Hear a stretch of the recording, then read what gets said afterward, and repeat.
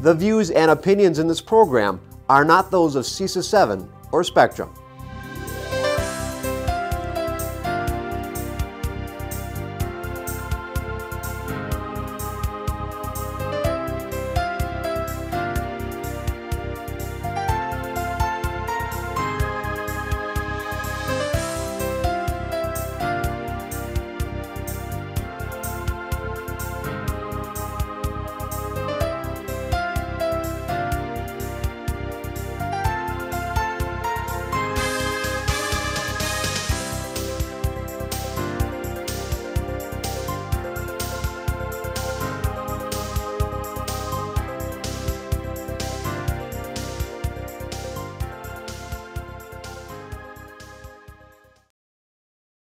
Good evening, everyone. Welcome to a special board meeting on Monday, January 24th, 2022. We will kick things off with roll call. Beth, if you could help us with that, please. Thank you. Becker? Here. McCoy? Here. Layton and Warren? Here. Welch? Here. Smith? Here. Vanden Heuvel? Here. Warren? Here. All right, all 7 board members are present. We are also joined in person and virtually with Superintendent Steve Murley and members of his leadership team. We have 3 action items tonight and then a discussion with a potential action item. So we'll jump right into that. Letter A is quarantine and isolation protocols. This is a carryover from our conversation that we had at our full board meeting, in which we were working through how to update things in accordance with CDC guidelines. Steve, along with his team, were able to analyze that and bringing this forward for the board to formally adopt tonight.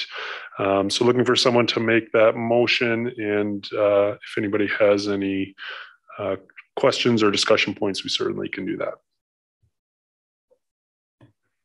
I move that the isolation and quarantine of district students and staff for COVID-19 purposes shall be in accordance with the January 18th, 2022 quarantine and isolation protocols as presented be approved. Second. Any discussion? Andrew? Yes, thank you. So we still have the situation, unless I am missing something with the CDC, that the CDC has 5 days of isolation. And I understand that you might have a situation where you might have to double it, which is why we were doubling 10 to 20 when there was thought to be a longer incubation transmissibility period, but now the CDC says 5. And so I struggle with making the quarantine period longer than 10 days in any circumstance. I appreciate the test on day 10, but the reality is that's likely, depending, yes, there's different access to test availability may change. That's likely to be 11, 12, 13, well, probably not 11. It'll be 12, 13, 14 days. It's not much of a cut if you can get the testing appointment. Recently, I've had friends and family have couple of days wait to get the test and a few more days beyond that to get results. And that's within our large health systems that are running an efficient operation as just the numbers. So to me, that's still probably in most cases close to returning on day 16. I'm not seeing anything. I'm just not seeing anything from CDC that would support longer than 10. Potentially, if that was worded as going back on day 11, if you had a close contact. it seems reasonable to me. And again, not because Becker says so, but it's based off of the CDC, which doesn't even have to say you have to go to the 10, but I acknowledge again that someone could, have COVID, not show symptoms, and it might take longer for someone to catch it. But if there is an actual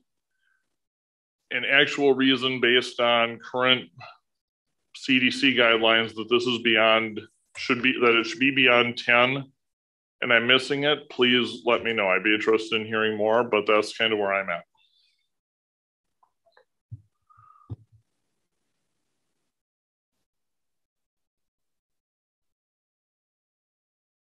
And I apologize. I'm looking to see if Kristen or Heidi are on, and I don't believe they are tonight. So that would be my error in not inviting the two of them. I know that we focus primarily on making sure that our quarantine and isolation guidelines for those who are vaccinated fell within that 5-day window.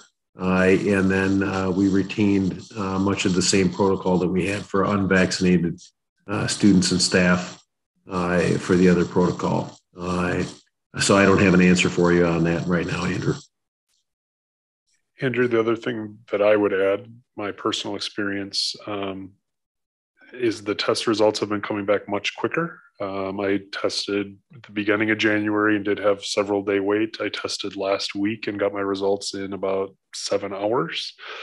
Testing availability is still not great, but is better. So I think that the possibility of getting that test on day 10 and potentially even being back on day 11 is going to increase. I think you'll see that becoming the norm.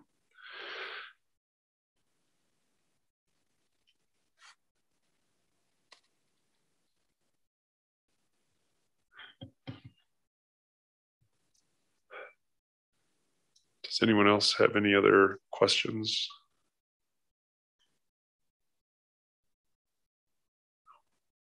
All right, Beth, I think we're set to vote.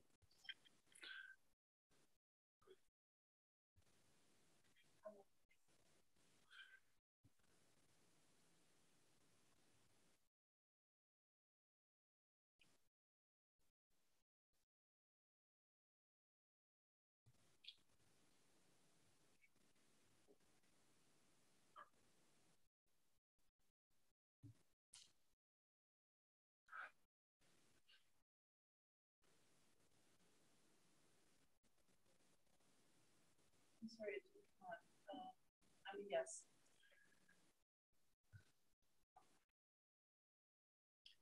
All votes have been entered. The motion has carried. The result of the individual board member votes are as follows. Vanden Heuvel, yes. Smith, yes. Becker, no. Warren, yes. McCoy, yes. Layton and Warren, yes. Welch, yes. All right, motion carries 6-1. Next under action is mandatory COVID-19 vaccination and masking policy guidelines and procedures for Green Bay Public School District Head Start. This is a mandatory policy that we must adopt in order to receive funding from the federal government for our Head Start. As we've seen the different policies play out and be implemented for our students and staff in the Head Start program. So again, a policy that is being brought forward, mandated by our federal funding with Head Start. If someone wants to make the motion, we can certainly ask any questions. I move that the Head Start mandatory COVID-19 vaccination and masking policy guidelines and procedures as presented be approved. Second. Any discussion? Andrew? Just to be clear, this is something that if we went a different direction, even if it was a mild different direction, like saying we would substitute testing for vaccines, we would be at risk of substantial funds. Is that confirmed? Okay, I see several people saying yes. And then just to confirm this, well, there were several changes to laws that were passed by the The Supreme Court overruled some of them. This is not one of the rules that was overruled, correct?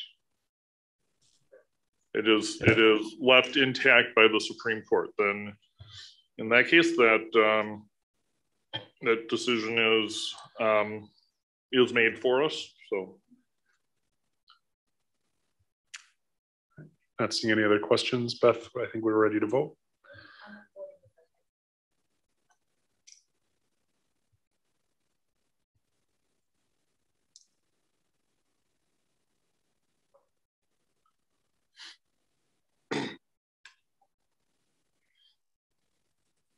All votes have been entered. The motion has carried with all board members voting in favor.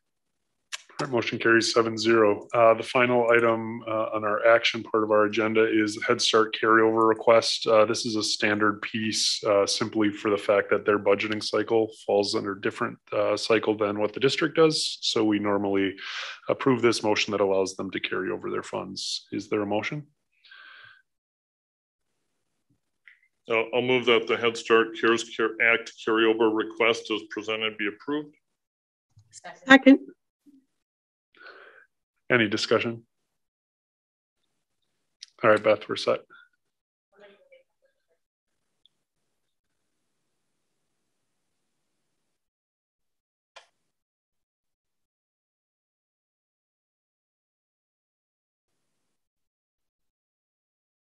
All votes have been entered. The motion has carried with all board members voting in favor.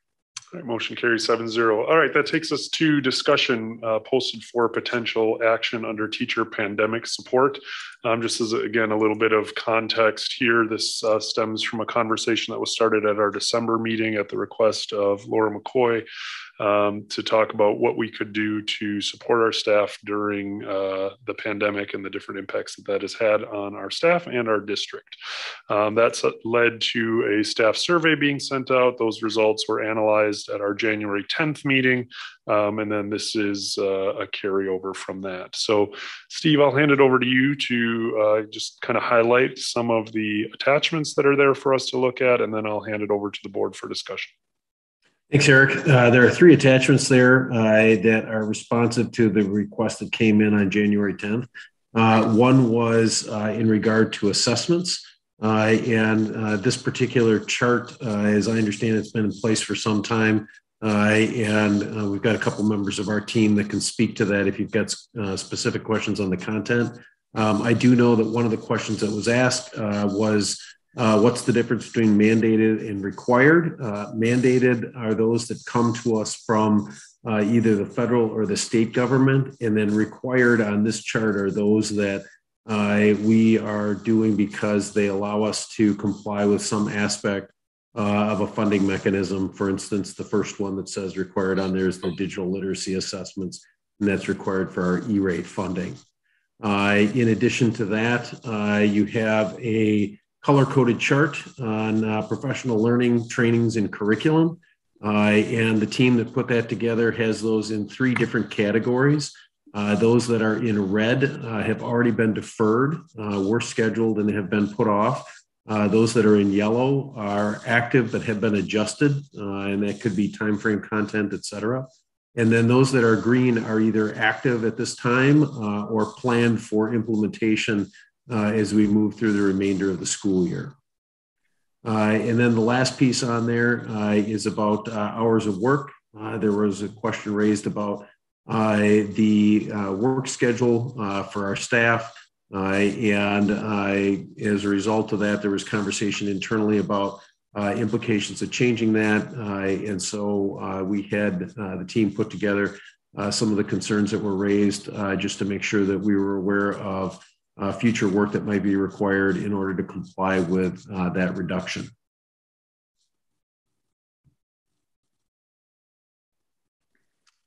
All right.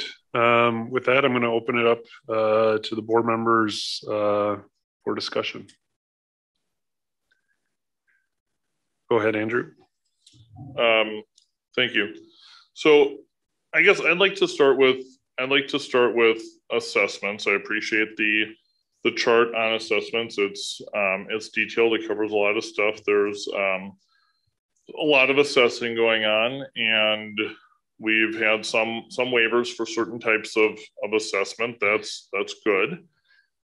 But what I'm finding from talking to administration and talking to classroom teachers is I believe there is in many cases a disconnect between what is happening, what is the projection of the amount of time it should take versus the actual time.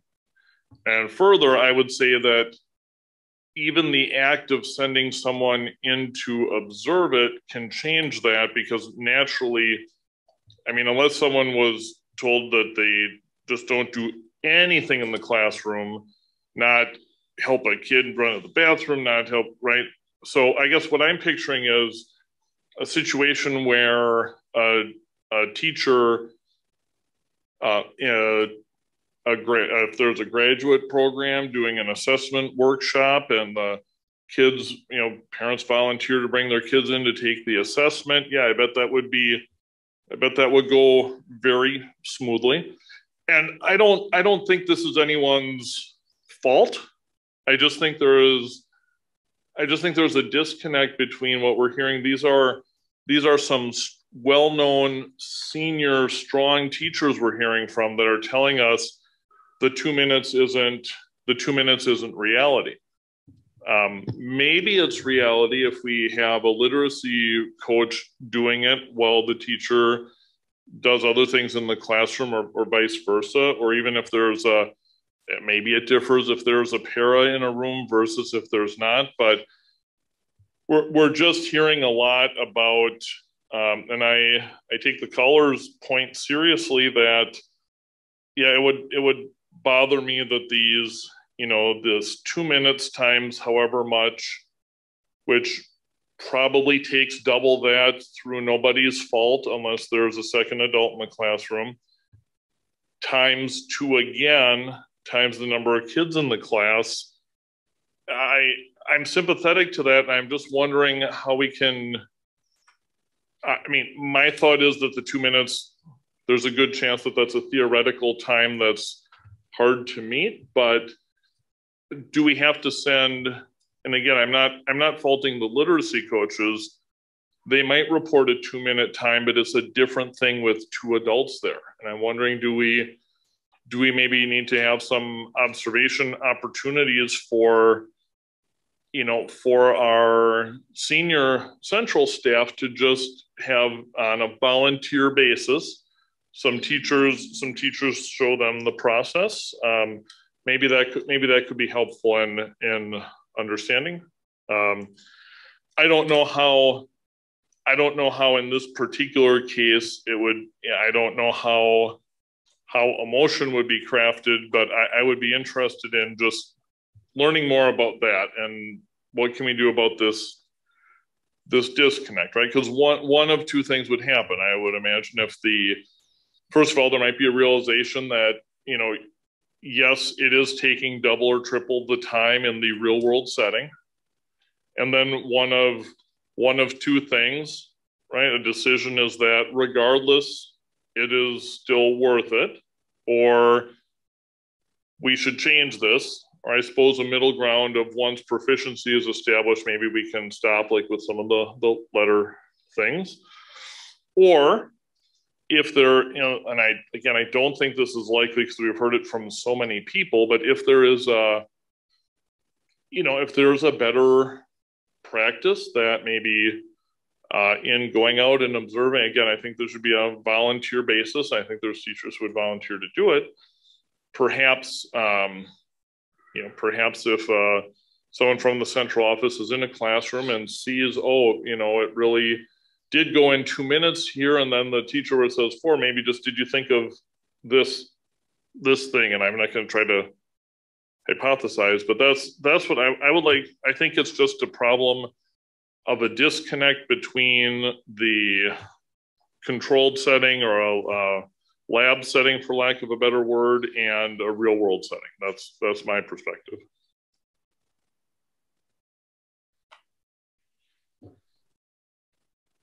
Go ahead, Nancy. Well, I think that what we really want to do here is to make sure that we're giving something to our teachers to help them survive this. They've talked so much about, you know, just kind of drowning right now. And we are still in this pandemic.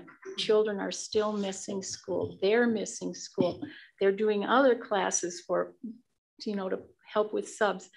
I think just they need not to have to test so much. They have to use their time for the teaching that needs to go on.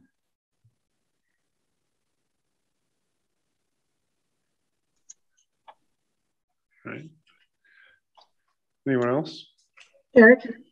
Oh, so I'm sorry, Brenda, go ahead. Thank you. You know, another thing that we heard a lot from teachers about is entering the test data. And I just wonder if there's, I don't have an answer to this. I do know that there are at least literacy assessments out there that you test and you're entering it into your device, whether it's an iPad or a computer or whatever you're using. And that data are then available to everybody instantaneously. There's no recording of data. I just wonder if that, and obviously we're not going to fix that today or probably the rest of the school year, but I really think that that's something that needs to be urgently looked at also, because it seems in this day and age with technology the way it is that there should be a way to at least remove that data entry part from the teacher's plate. And then and again, I don't have the answer because I don't know all the ins and outs of this, but I think one of the emails mentioned that do they have to put in that data? You know, do those need to be entered all the time or for certain students or things like that? But and then I also thought, because we'd heard the problem with the entry, the letters are not in the same order in the data entry as they are on the test entry. And so then that takes extra time too. And I thought we were going to fix that. I just heard that from one person. So it's possible they haven't entered their letter sound data since it was fixed. Yes, go ahead. Nancy, I'm not sure if you are the one or someone on your team could respond, but I believe you've been working on data entry relief, making that process easier. Could you talk about that? Sure. Vicki, if you don't mind, I'm going to pass this on to Stephen Miller, who works directly with that line of work. And then Linda, if you'll please come on at this time in case there's a question. There are a few things there that maybe some clarity can be brought. Stephen? Yep, I'm here. So Vicki, I'm curious, which question would you like me to respond to? Let's start with the data entry. Okay, so for data entry, we use a tool called TSAR. It was a homegrown tool, and I know some people brought it up. What I would mention with TSAR is that the data can be entered by the teacher while the student is being assessed. And once it's captured there, it is available for anybody to access. In reporting, we've been able to link that. We've set it up now so that for the foundational literacy assessments, the teacher only has to enter those once, and then they can go back into that same assessment and update it. Think about it like a Flipboard. So, you know, once you say yes to a student has this letter, the next time you go in, you can just indicate the next one yes and change the date, and it will automatically update the assessment. And then that assessment is available for reporting in different places and spaces. And then I could mention too that we had talked about making changes to the order of the letters because the way we assess in 4K is different than the way we assess in kindergarten through second grade. Unfortunately, to do that this year would have wiped out the data the teachers had already entered, and we did not want to do that to them. So we will be making that upgrade next year when we can start fresh and we can mesh the two, the PK and the K through 2 assessments together. without anybody losing the data. We didn't want the teachers to lose their data this year. So can I follow up, Steve, with the question? So is it, because I think probably we didn't get hundreds of emails, but we got a good number from teachers, and they all mentioned the time-consuming process of entering the data in TSAR. Is that what it's called? Yep, it's called TSAR. Yeah. Now, is that something that isn't available for everything, or might it be that they're not comfortable doing it that way, or they don't quite know how to do it that way, or it's actually makes it more time consuming to do the test? And I'm just, and then because they can enter, because another theme with the emails was that all of the assessment takes time away from instruction. And so if they're giving an assessment to a child and it takes longer, but when they use the TSAR directly, then some may choose not to do that because they can enter the data when the students are gone. They can do that after hours. Yeah. So I think, Brenda, you've identified some common themes, right? Like it's easier sometimes to assess in the moment and capture that information on a piece of paper, and then, try to do the entry later on after the students aren't in the classroom anymore, especially when it comes to classroom management. So that could certainly be an issue. I do think sometimes too, we've had some of our staff struggle with the technology, no matter what the tool is. And, we do our best to provide professional learning, but I think as everyone here knows, it's been a challenge this year to be able to provide effective professional learning, both from a support staff and just access to teacher standpoint, just because everybody has so much work to do right now, especially since the students came back.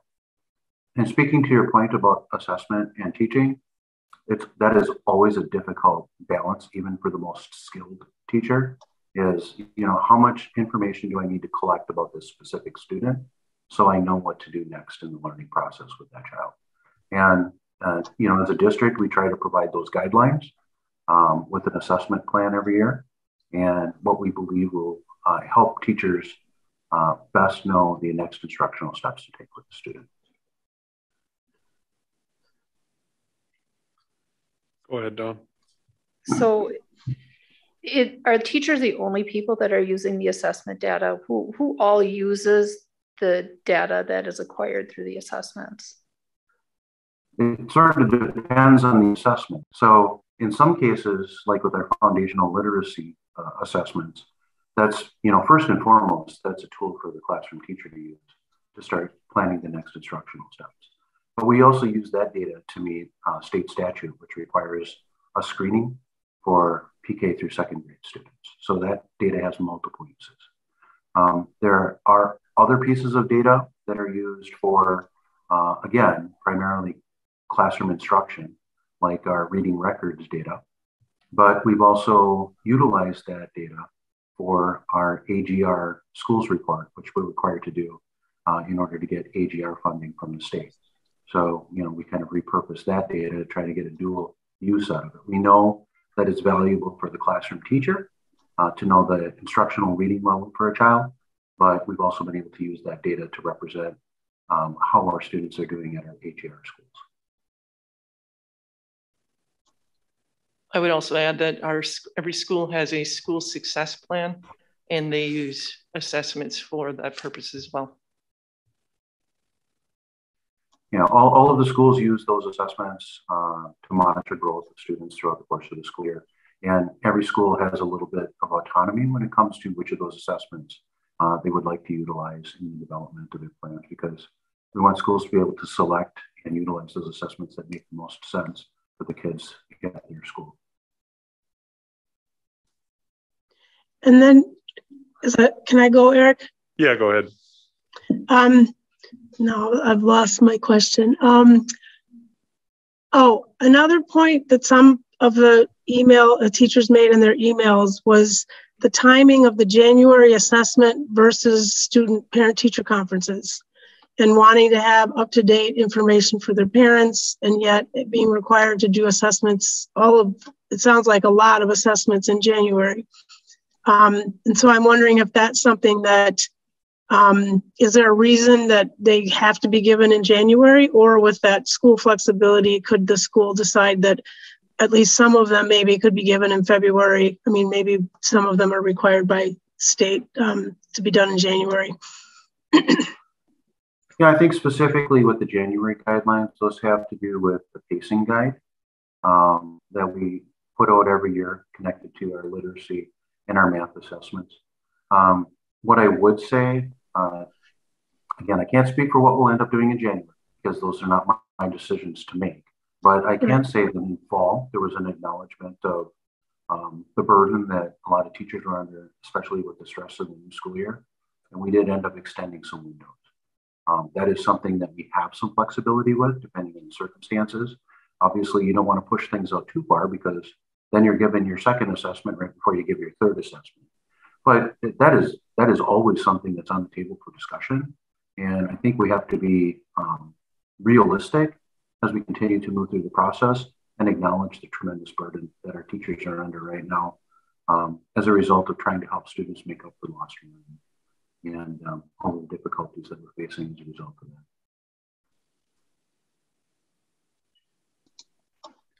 that. Eric? Oh. No, go ahead. I can't see whose hand's up down there, so yeah, go ahead. No problem. I'm going to go to Laura, and then we'll come back to you. Okay, thanks. So I would like to sort of, I don't know if we're stepping back or stepping forward, but I think that clearly assessments is a huge topic, and through the emails we've received, through all of the information on here, there's an abundance of things related to assessments. And of course, for anybody that follows education looking at assessments, I think what I would like to, without getting into too deep into the actual individual assessments, looking at the concerns that came in from teachers, there were a number of things that people have observed, but what I would like to look at in terms of, we're kind of in a, I think the reason this came forward was everybody feeling the stress and pressure of the pandemic and everything that has come from that in education. Are there assessments? Are there, federal, state, DPI, what assessments are there that can be postponed, delayed, to give somebody, the teachers, a break for this year? Not to say that we get rid of everything indefinitely, or even the ones that we postpone, but I think, and this is where we have to look to the experts, correct? The teachers are the ones who are delivering it, so they know the process and what happens in 2 minutes once they get in the seat. I think I saw more than a few teachers say we're dealing with human beings, little human beings versus not robots. So, that brings in a whole different dynamic of, did they actually get in the seat? I mean, we all can just imagine what that's like. So rather than getting into all of the details of each of the different assessments, I guess I'm looking more as a higher level. Are there things that we can postpone, put off, and come to some sort of agreement for that for now in the immediacy to provide that relief that we have been talking about in that initial discussion? And then save the bigger assessment issues in education for another time when we're not in a crisis mode, because certainly there's a lot of opportunities in assessments and reviewing those and improving. And so that's kind of where I'd like to go. Brenda? I'll hold off for a minute. Somebody else? I was just going to say that, especially now since we're in this crisis mode, that teachers, especially the elementary teachers I know too, but everybody knows where their kids are at. The thing is that when children are reading at grade level or above grade level, for sure, why do we have to test them? The higher you go in these reading levels, the longer it takes because the stories are longer. The kids that the teacher doesn't know why they're not learning, or they have to assess just the smallest steps, they will do that. That's what drives their instruction. So I think if we just let them have that time during this pandemic time to really, you know, use all their time on teaching. Thanks. Go ahead, Laura. So I'm going to kind of back this up a little bit to where we started, which was concern over what teachers are going through and what can we do to alleviate their load right now. And obviously it's morphed into something else. Not something else, but something kind of bigger than I had anticipated. But in revealing this, all these additional aspects of this, it's kind of shown us that this is something that has been in play before COVID. So I guess, I mean, I looked at these documents, and clearly a great deal of time has been put into them. But as a person who is not an educator by profession, I found them, you know, fairly challenging to absorb the data and to understand some of the terminology. And then also the thing that I was kind of hoping for was something that indicated where all these assessments are. What is the priority? Like how, and I maybe that's asking the impossible. I don't know. But how do we go ahead and make these decisions if we can't look at this chart and go, okay, this is the priority. These are the ones that have to stay, and these are the ones that are possibly we can sunset or pause, or, you know, I can't tell that by these documents. So, so I guess, you know, to be really pragmatic about this and to hopefully move the ball a little bit, I know, you know, there's a fair amount of entrenched thinking on both sides of this, and I've witnessed that in my conversations and in various emails, and there's a great deal of frustration. I just want to acknowledge that, because the letters that we got from teachers, I have to say that they were incredibly compelling. They were thoughtful. They weren't, you know, they're very even keel letters about what their lives are like as teachers right now. And I have to honor that as a school board member. I have to pay attention to that. I have to honor that. I have to think deeply about that. And I have been, and I know my fellow board members have as well. So I guess what I would like to see now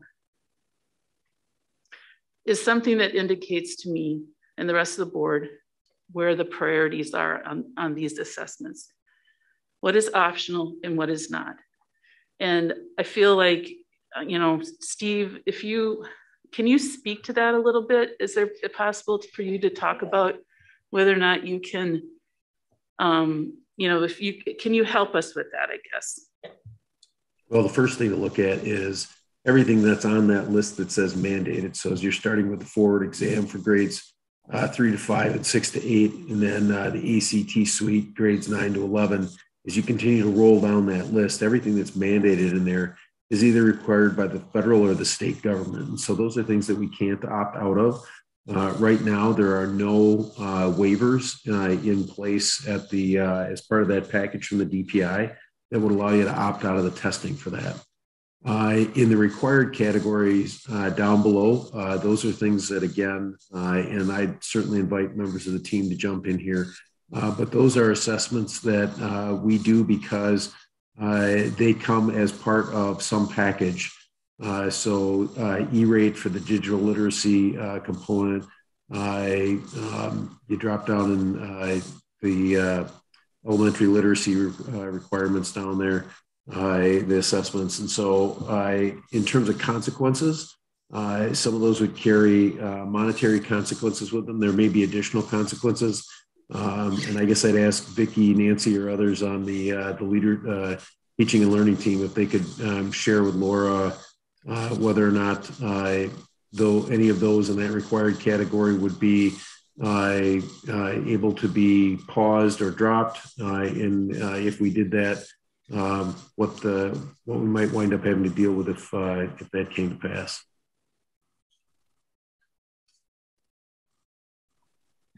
Andrea, I'm wondering if you could speak to that at the elementary.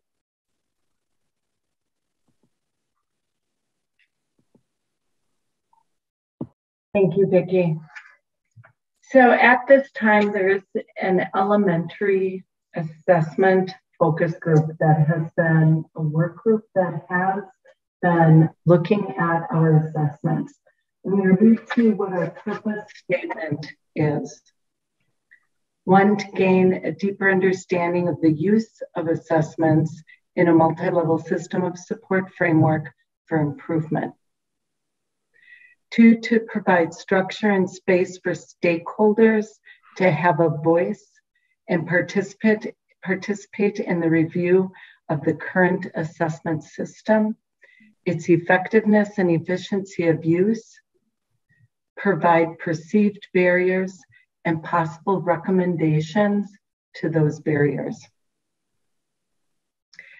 So one of the things that the assessment group has been looking at is we started out by really talking about what's working and what is not, to be able to really look at identifying what are the barriers. We've been really clear with the group that our task is not to make a decision around which assessments we will or will not be using. We have a curriculum and instruction team that has expertise in that area. Our task is really looking at hearing from the end users, and we have a group of stakeholders, teachers. We have 7 teachers that sit on our team. We have math interventionists, literacy coaches, special education teachers, EL teachers. And then we also have administrators. And it's really about how do we build consensus and a common understanding around the purpose at different levels of the organization. And then how do we identify those barriers and come up with solutions?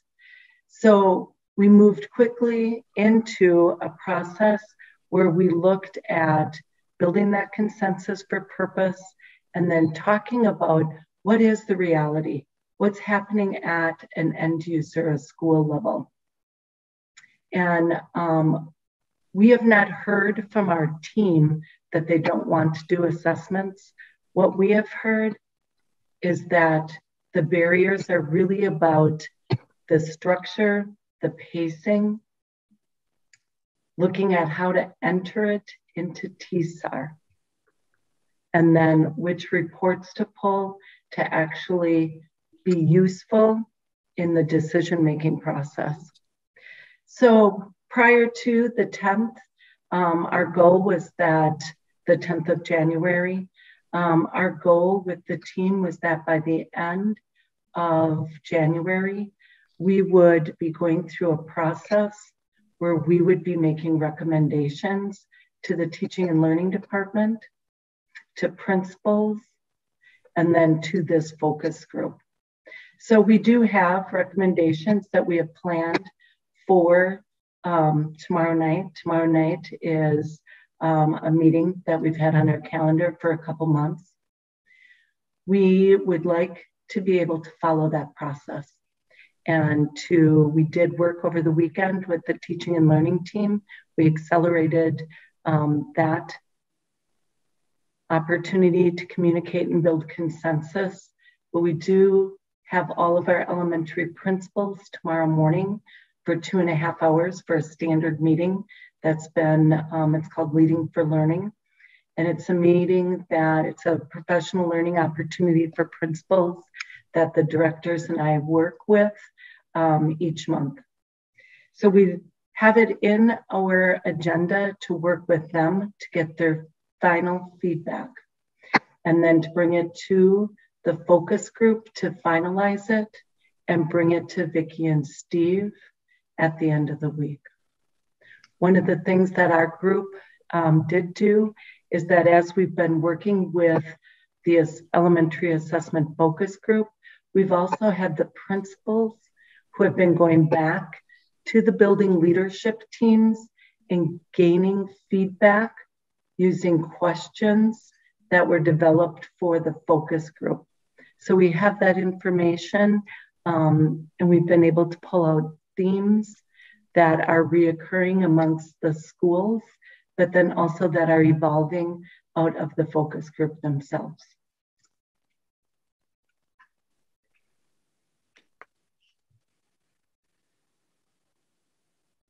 Thank you. Go ahead, Andrew. Okay, so what I'm interested in is feedback from classroom teachers without the layers of committees and structure. I want downtown central office people to know firsthand, and then to tell me, yes, it takes triple the time that we thought, but we still should do it. Here's why, or not. And I appreciate the work of the task force, but now we're talking about, principals are going back to building leadership teams, which are important, but that is a subgroup of teachers who are on that. I would like to see if there can be a commitment from the administration to, and I'm not, obviously some of these forward and so forth have a very set amount of time. We know the answer to that question because ready or not, it's 100 minutes, etc.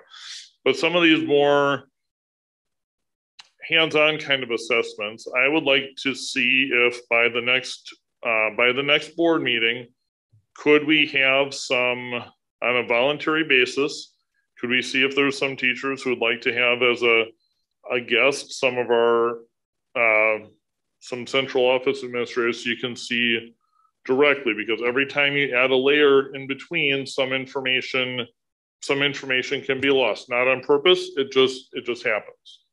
So I would like to know, I would feel better leaving this topic for today, knowing if that was possible, in addition to knowing that something is going to be coming from the committee. I'm not sure what that gets us. We're here and we're having this conversation because we went into this school year knowing that there was a loss of learning. I've reached out, I've talked to a lot of teachers. The purpose of the task force sounds to me like we're going to teach you why assessments are important. And nobody is questioning the importance of assessments. Sorry. Nobody is questioning that teachers are assessing their students all the time. And they recognize the importance of assessing their students all the time. We are asking them to assess their students on a schedule that doesn't make sense in their classrooms. We are asking them to take time from active instruction in order to asking these kids to take tests.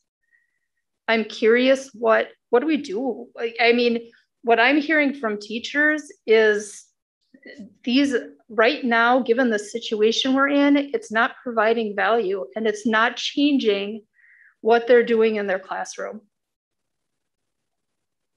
So I think having updated estimates is really important. I think that's something that our district leadership should know, what the accuracy and the amount of time.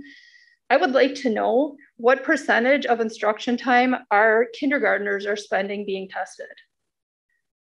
And I've reached out to a handful of teachers, and I'm getting anywhere from 15 to 25% of instruction time is being spent giving assessments. And that's a lot of time that could be used for instruction, especially when we know the loss of learning that occurred last year.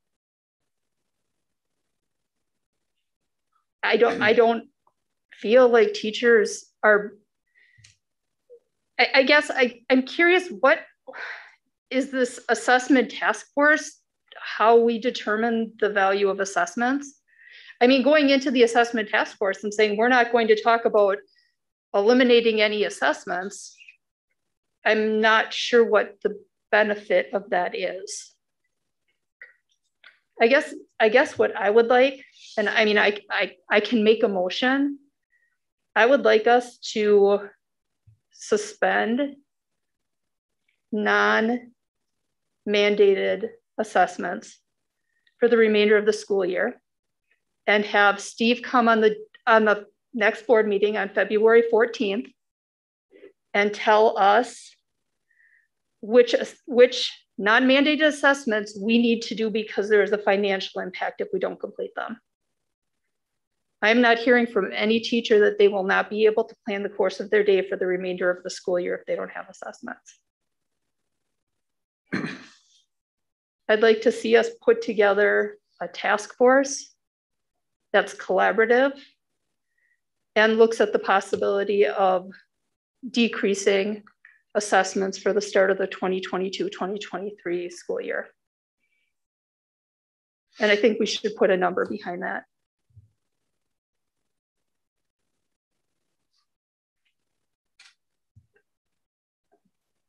Laura?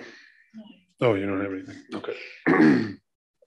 All right, I'll chime in here for a second. So I've really struggled with this. It certainly has evolved into something that started what I felt was, how can we help our staff during a time when everybody is stressed for a variety of personal and professional reasons. Somebody shared an article with me that was called Embracing the Power of the Both and Mindset. And if you'll indulge me for a second, I want to just read to you a part of it. It says, we're coaxed into believing that this is an either or world, as clearly evident through the daily news sources. Such simple dualistic thinking fosters increasing conflict and upheaval and presents significant barriers to our own individual and collective progress.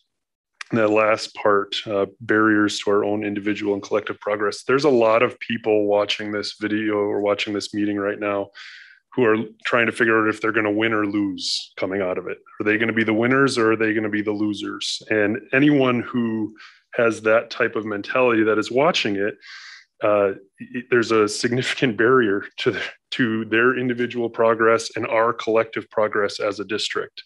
And it's unfortunate. It's the way that our society is. And I'm hoping that we can come off of that so that if you are in a position, that all of a sudden, I don't want to say anti-assessment, but that you can understand, okay, there are people in our district who are responsible for the achievement of 20,000 students collectively. That macro level work is very different than the person who is in charge of the 20 or 25 kids who are in front of them. Both equally important. We both need their talents and what they do for our district to achieve what we want to achieve. And both of them are saying the work that I do is important. And it is. They're both right. And they're very talented people. And we're very fortunate to have them doing the work that they do. But you can see the collective understanding or the foundation of what they do when they come to work every day and what their responsibility is. If I'm in charge of 20 kids who are in front of me, or I'm in charge of 20,000 students who are all spread out through our community, it's a different mindset.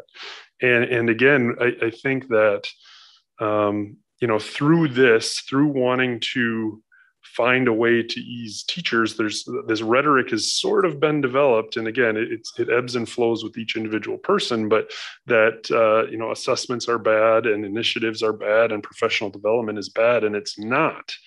Those are essential things for us to do what we want to do. And again, bringing equity into this, and I mentioned this last time, but there's a lot of students in our district who aren't winning. And the solution to that, it can be probably on both sides. One can say, well, if we had more data, we could know what to do to help them win. And other people said, well, if we took less assessments, then I could spend more time teaching them and they would do better, right?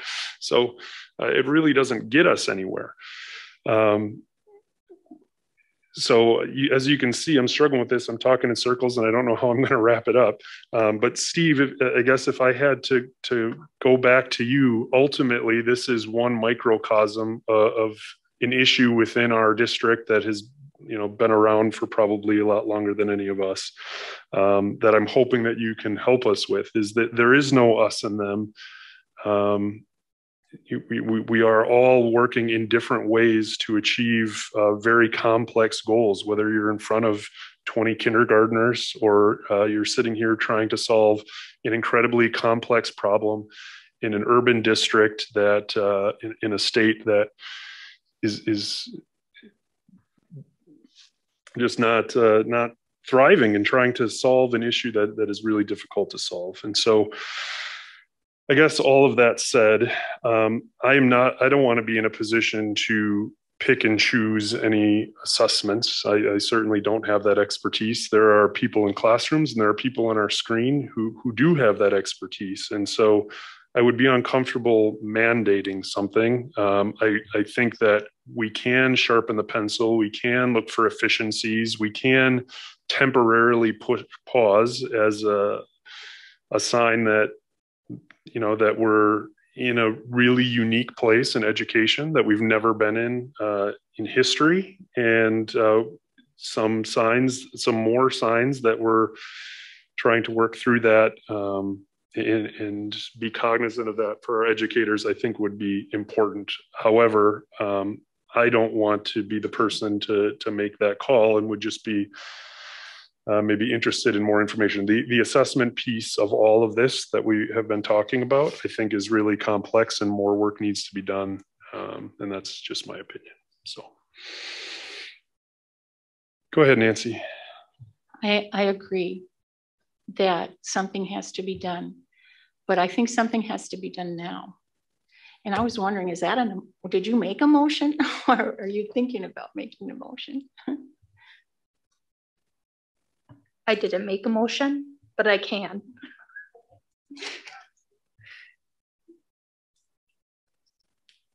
Go ahead. I think that just going off what you were sharing, I appreciate that and the duality of everything. And I think I have been reading through this and trying to understand that. I feel like there's something I'm missing. I don't know what it is, but I think, I heard, okay, what assessments can we not do? And instead, we got everything we ever wanted to know about assessments, which is beyond my professional knowledge. And so, but certainly there's a reason why we got all that, right? I mean, that's what I'm trying to weave through and understand. I don't see a duality. I see everybody here is working for kids. I didn't get it from any of the emails I got. I didn't get any sort of feeling of us versus them. Although I know that in any human place where there's supervisors, leaders, and people that are not, that can just happen. But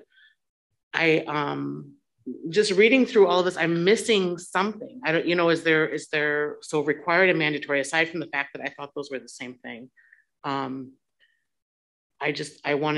Is there going through this list, so are there no assessments that we can't do? And that's why I liked what Dawn had mentioned, that if there's anything that we could postpone. I think the whole greater issue, like I just said before, with assessments, this is a bigger issue, but is there something that can be done in the meantime? And is there some concern of that their position would seem less valued if assessments were not done? I don't understand the bigger picture of why what we've asked for is so disruptive. And I see it's disruptive from what we've done, but frankly, I mean, assessments I work with the Native American students, and our Native American students in the district have struggled. And so continuing with the status quo of assessments, I'm not seeing how that's going to help those students or our Black students, but that's a bigger assessment issue again. I'm just looking for, how do we help our teachers give that instruction time to students now in the meantime? And if it can't be done, if there's nothing in terms of assessments that we can postpone or delay, then just let us know that, and then we can go on to what is the next thing. But I just feel like there's a whole bunch of things going on here, but they're not getting a direct answer. Yeah, go ahead. I just wanted to clarify. I asked Andrea to share that information in hopes that it would bring some understanding to the purpose of the assessments in the work group. So I regret that it was taken as insulting or not beneficial. Team, this document that has the required and mandated, we bring that forward because we believe these are assessments we have to do. Could you pick out one of them and give an example of what would happen if we didn't do that assessment?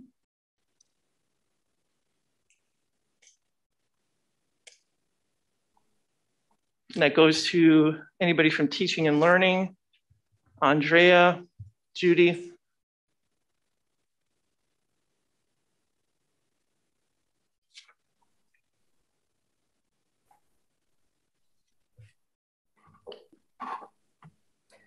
I don't know that anyone around this table has been talking at this point about mandatory and required. Dawn, you were going to it sounds like, I mean, it seemed pretty clear that your report said that required, there's a direct mandate from a higher power that you have to do it.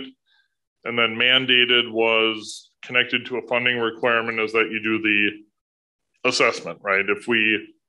If we decided not to do forward testing, which is not being seriously considered by anybody, but if a district chose not to do it, I would imagine you would be at least risking your state funding. So I think this maybe is, since I don't know that any of us would be likely to be, I mean, if there was a test that truly had no value that we were interested in making a stand and defying a mandate, if we believe there were no consequences, I've always been up for that kind of thing, but that's a more theoretical thing, and that's not what it's about right now. I guess my concern is, we have teachers saying it's, I do think this can be a both and, but if administration is setting up the non-mandatory testing, I guess that would be required by the district, but not mandated by a program or funding. I think it's just a matter of information that's getting lost there. What I was suggesting was I would be open to some kind of motion. I would also say to the both and idea,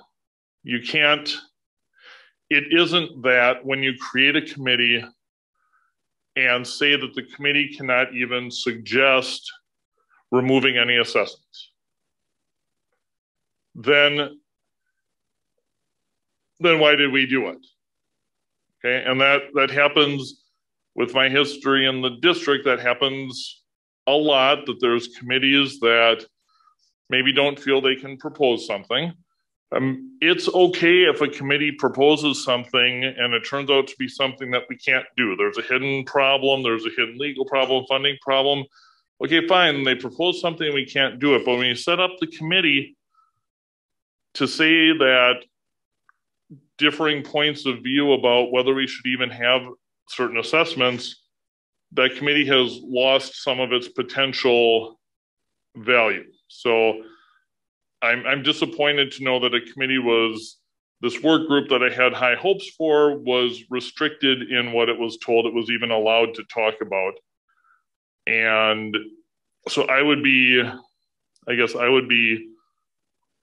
open to, I would certainly be open to a motion that would do some things for the rest of this year. And I think doing so might jumpstart the process of maybe administration being back in 2 weeks saying, okay, you suspended the assessments. Now we're here to tell you 2 weeks later that there's some of the ones that are required that we think should not be suspendable, and here's the list of them. And then we could, if there's a good rationale for that, we could take those off of we could unsuspend them. in 2 weeks or in 4 weeks or whenever it's discovered. But I think this is a case for board action to at least temporarily, and I would suggest, though I'm not going to make the motion, I would suggest that probably it's best to start out just through the end of the academic year, so then we have some time to look at how it worked. I can make a motion. Oh, sorry, Laura. Go ahead, Laura. I still have a question just for clarification. Are there assessments that take place that are not on this list, or is this every assessment that's taking place? Because there's other ones on the other spreadsheet that are taking place, right, that are not on this list that our district uses because we believe it's going to help the learning of the children, obviously. Oh, I'm sorry. Yes, each teacher in each building has different assessments as well that aren't listed on here. These are the ones that the district monitors for federal or state purposes. Go ahead. Okay, I move that the district suspend all non-state or federal mandated assessments for the remainder of the 21-22 school year, allowing the superintendent to petition the board on February 14th for any non-mandated assessments that would have a negative impact on funding if not administered. The district will also assemble a task force of administrators, building administrators, and teachers representing all grade levels to create a proposal to present to the board at the May board meeting that will reduce district required assessments by at least 25% starting the 2022-2023 school year. Second. Dawn, do you have that in writing? And could you share that with Beth and I so we make sure that we have that correct? I have it, Melissa. I'll send it your way. Okay, thank you. All right, there's a motion on the table. A second. Any further discussion? Just so I'm clear, can someone tell me what the motion means in just simpler language? Dawn, can you do that? Yeah. So anything that's not mandated, state or federal mandated, as of right now would be suspended. Steve can work with his team and come to our board meeting in February and petition us, let us know what if there are assessments that we need to complete that are mandated but would have what those negative impacts would be. And then putting together a task force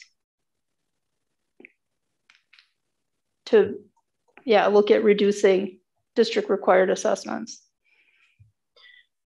Okay, that's what I thought. I just wanted to make sure. May seems like a really short timeline. And I know that we're always faced with this at the end of every school year.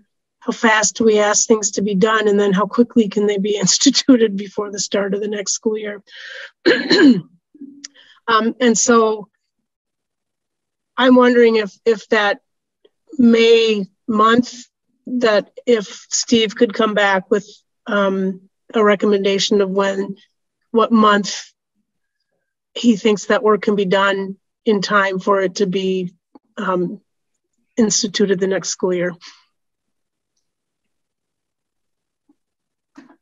Just for clarification, Brenda, so I come back at the May meeting with that time frame, or come back at the February meeting?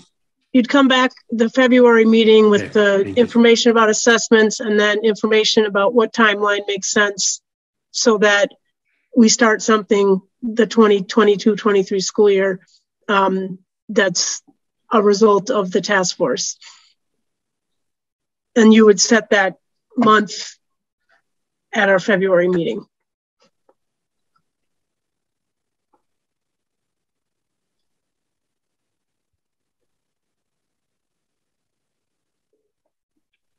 And then my other question is, I guess from what I hear, January is the piled up month. So I'm wondering if assessments aren't done this month and you come back, Steve, in February and tell us, you know, X assessment absolutely has to be done, does that get piled onto other assessments and make, you know, February worse or March worse than January? Or I don't have the answer to that question, but that's just another thought I have with this motion. But like I said, it sounds like the big push is probably January, and then the forward exam coming up in, is that April usually?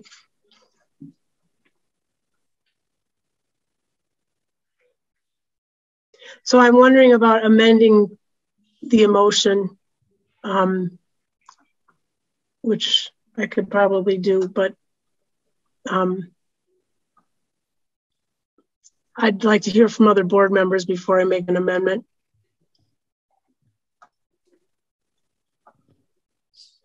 Go ahead, Laura.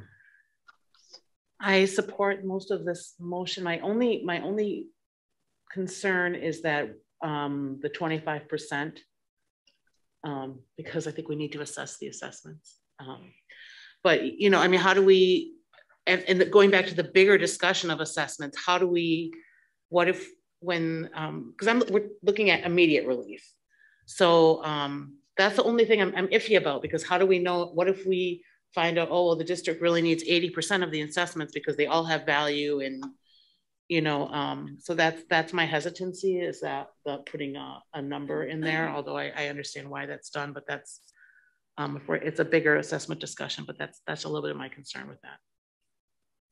Except it doesn't require administration to cut 25% of them. It only requires them to report. So I think in your case, I thought about that too, or when you're in your case, if 80% of their 82% of them are necessary, then I think we get a report saying, here's what would happen if we go, you know, 25% would be to here, but here's why it's terrible if we don't stop at 18. And I would think it would be very unlikely that I think I don't think this would happen, but if there were 3 tiny assessments on top of the list, and then I think we might say, well, sharpen the pencil and report again. But I think since it doesn't require a cut, I think that's probably okay. I do think we probably need a sentence in here that it doesn't mean like the related to grades, grading, right? I mean, you didn't mean cancel chapter tests, obviously, but technically that's an assessment. Is there a word for that if we were to say we're excluding that kind of thing? Classroom, but see, then someone could say, well, we difference between building level and district level there, Andrew? Well, not really, because I mean, maybe one teacher is, we have some flexibility for one teacher is giving to some extent, right, a chapter test, and one is giving does unit tests or something. Classroom tests related to a grade someone will get, or a number on a report card. So I just don't want to say in classroom, because then all of these are given in classroom and it would make the motion meaningless. Is it teacher directed? So here, go ahead. I guess maybe, but I also don't want it to say. So here's my take on this, rather than wordsmithing and making sure that we include things and that we can't. And Andrea, maybe you're going to hate this idea, because I know you say that if a board doesn't take a motion on it, then nothing happens. But at this point, we're trying to wordsmith to include some assessments, but not others. And we mean that one, but not that one. I think it's clear from the comments around the board that we want some assessments to at least be paused for the remainder of the year. That's what I'm hearing. That's what this motion says.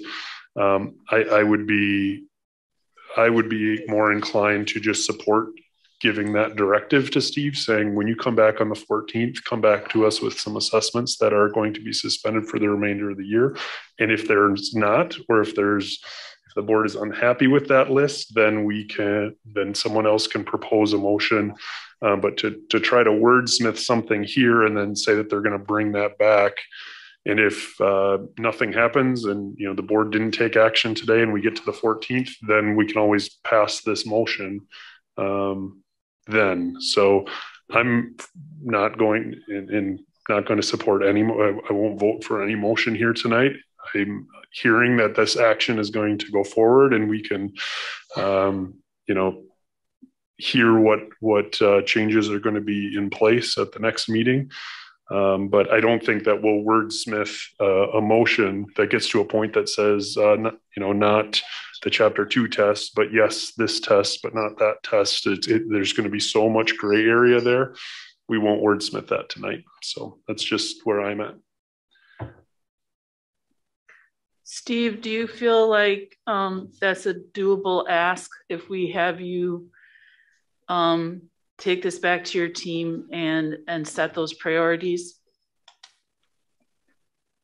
So you'd like us then to come back with a list that would show assessments that have been suspended between now and the end of the school year at the Feb 14 meeting, correct? Yes. Do you feel like you can do that by our next board meeting, and you and your team can put something like that together that we could literally take a vote on? I think we can bring you something back. To vote? Yeah, if they just told us 14th. Okay. All right. Well, it's not that we're asking for the list of assessments that have been suspended, but I think also in that motion there was, I think Laura said something about there might be an assessment in there that has unintended consequences from our perspective that we would want to reinstate again. Is that right, Laura? Or no, Dawn. Sorry, Dawn, you're the one that made the motion. Yeah, that was what I had said about Steve coming on February 14th to petition any assessments that he thought needed to be reinstated. So this would just save us that step, because they're not going to bring, when they come on the 14th, they're not going to say, and hey, here's assessments that we have to do. So those didn't get suspended that we're re-asking for, because we were, kind of have to do those, right? Does that make any sense? No, what you're saying makes sense. If on the 14th we come and there is a list of assessments that are going to be suspended for the rest of the year. What I don't want to do is we come back on the 14th and we have nothing. Right. So and the change is hard, right? All assessments provide value, and I'm not questioning that. I work in IT. I'm a data person. Assessments provide value, but we need collaboration between everybody, because you said it, we're all on the same team, but it doesn't feel like we're all on the same team. It doesn't feel like we have that collaboration to really have to have this provide value. And what I heard was a good portion of the value that is supposed to be coming from assessments is for teachers to understand their next steps, and teachers aren't getting that value. They're not necessarily using the assessments, especially right now, because they've got so many kids who are out from COVID. So where maybe typically an assessment would take 4 minutes, but now you've got how many kids that are out of their class, they come back, they have to take an assessment, they've been out for 10 days. Is that really a good assessment of what they know at that given time? These are not normal circumstances. I would just argue to that point that it probably is a good assessment. If we want some understanding of pandemic impact and loss, then yeah, let's give that assessment when at that time. So, okay, we have that understanding, but what do we do with it? Yeah. I guess I don't disagree with that. Yeah, taking an assessment, if we're not going to do anything with the information for the sake of information, where we are right now is not providing the value I think we need. And you have to look at that value balance, and I don't think we're getting it. Go ahead, Andrew. Okay, can we have the motion back up on the screen? I think I found I would prefer to make a motion because number one, if the board doesn't make a motion, it doesn't happen. And to be honest, sometimes when the board makes a motion, it isn't done either. So within the last 18 months, that's happened. So I believe that it would be sufficiently clear if we all non-state or federal mandated non-coursework. I think that probably makes it clear, because I think a reasonable person would understand chapter tests, unit tests, final exams, spelling test in the classroom is coursework. So I guess I would, if Dawn's okay with that, I would ask unanimous consent to have that changed in the motion. So, yes. I think we non-hyphen coursework, but yeah. I think someone would be really pushing it if they came to say that the capital letter assessment is a coursework assessment and it would be clear that if something's wrong with this, all that happens is we end up taking maybe a 2-week assessment pause and coming 3-week assessment pause and coming back to it. I think there just needs to be some action on this. I guess I'd also like to see, I think Brenda had a point. There's probably no difference between May or June or maybe July. So possibly, I guess if Dawn's okay with it, I'd ask unanimous consent to change at the May to no later than the July 2022. I think unanimous consent would have to be asked on those, and then if that is the case, then I think this motion, and if this motion fails, I guess I'll make it. If the motion fails, we'll do something else. But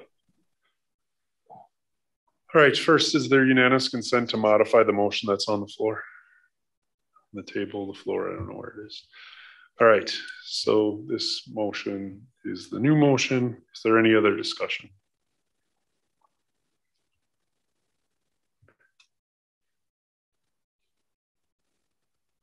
All right, Dawn, Beth, we're set to vote, sorry. Can we just pause for a second? Yeah. I need to think about this. I really do. Because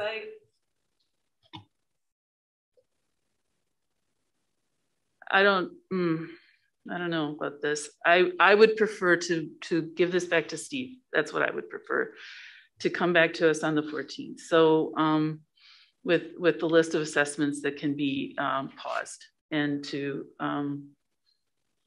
have him make that decision. But it looks like the rest of the board is is in favor of this motion. So, or would like to have a motion. I'm just voicing my concerns at this point. Well, Eric? Go ahead, Brenda. Yep, go ahead, Brenda.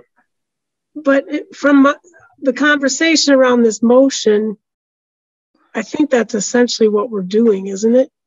Or is what you're saying, Laura, is to not suspend any assessments until February 14th and then have Steve come back?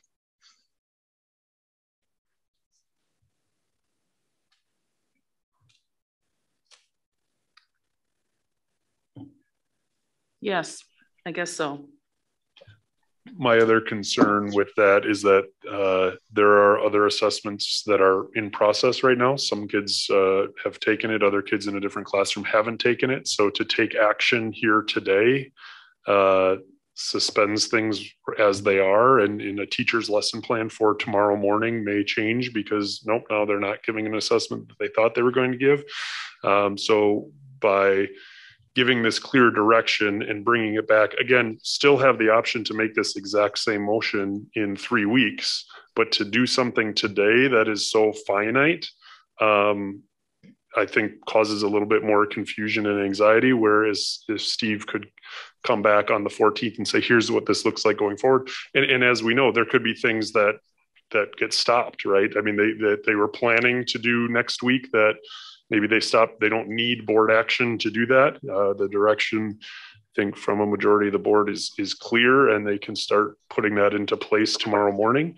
But to pass a motion like this, I think causes a little bit of chaos. I just want to make sure I just want to make it clear though that I do agree with Dawn. Like if we pass this back to Steve, I would expect that there would be a recommendation of assessments that can be paused and or eliminated. And there's a longer discussion that needs to happen around assessments. So I'm looking, at short term, what can we do right now?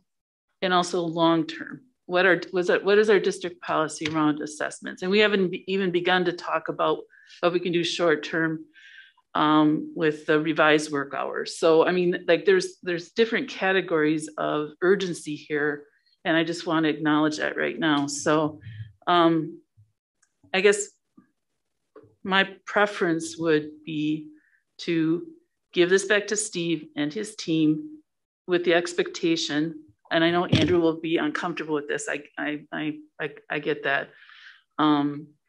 With the expectation that it will come back with solid recommendations for lessening the load on assessments.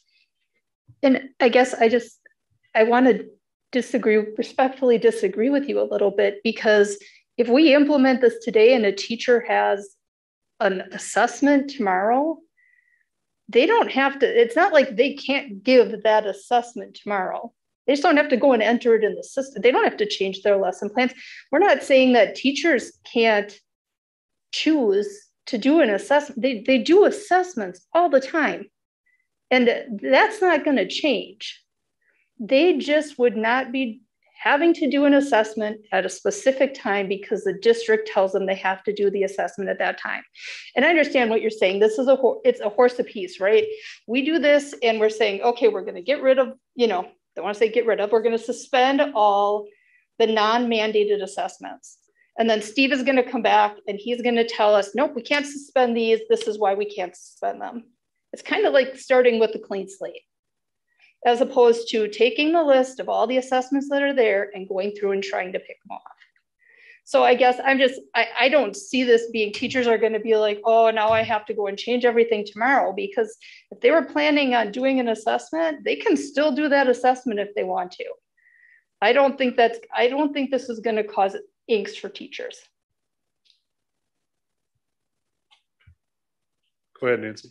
And also in 3 weeks then, or on the 15th or the 14th, this next day would still be the same if we do it the 3 weeks later.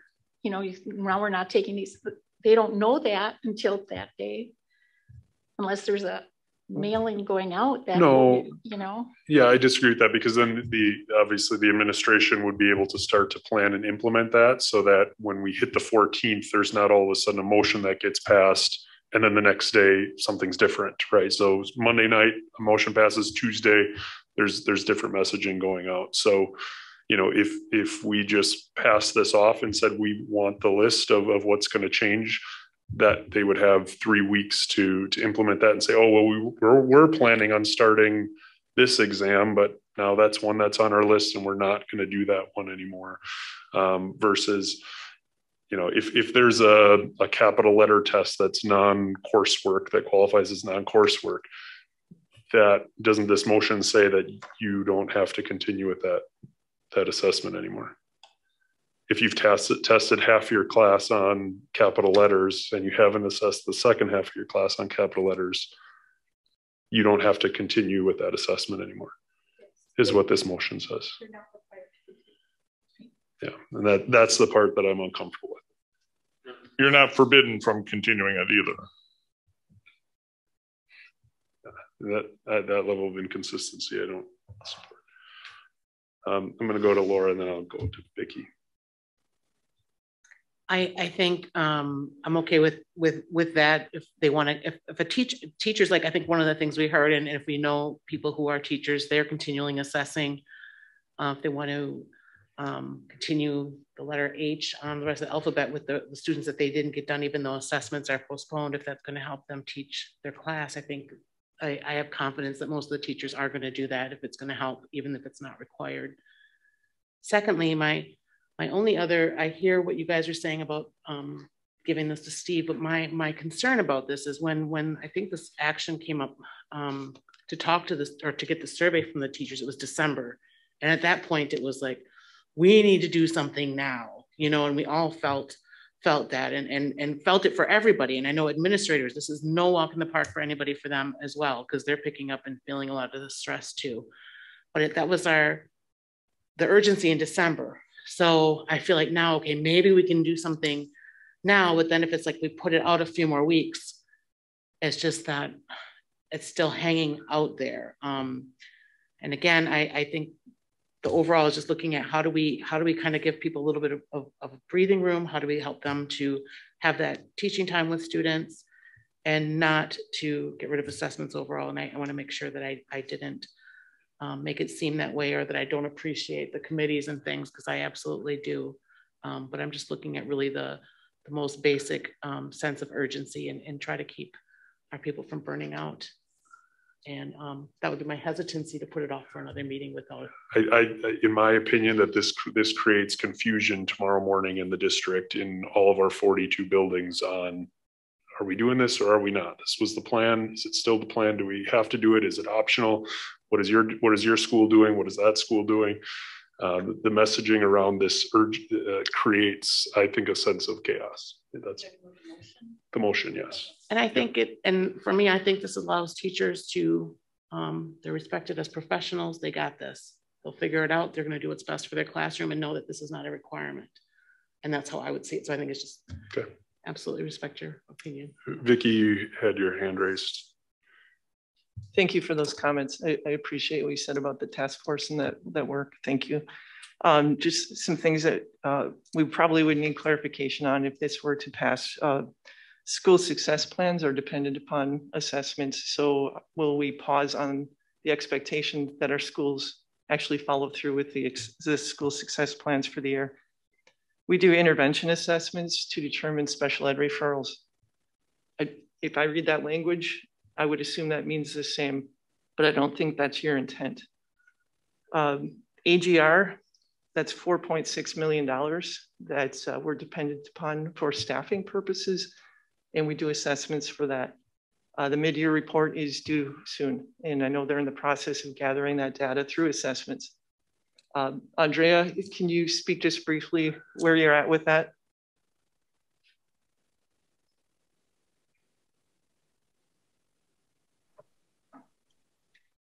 Vicki, the AGR report in the memo that was sent to you and Steve on September 8th outlines that the AGR report would be due that February 28th to the DPI portal.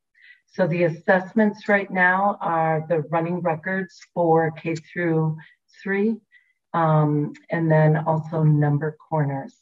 So the teachers are in the process throughout the month of January. The BLTs analyze the data and report out on the mid-year report, which the Board of Education does receive. Andrew? So those are certainly very important, but I think those types of categories, the discussion I think has been clear about that. Although these aren't formal terms, we got this memo from you that required means by law you must do this assessment, and mandated means a program requires it and funding may be dependent, and we're not talking about those. I think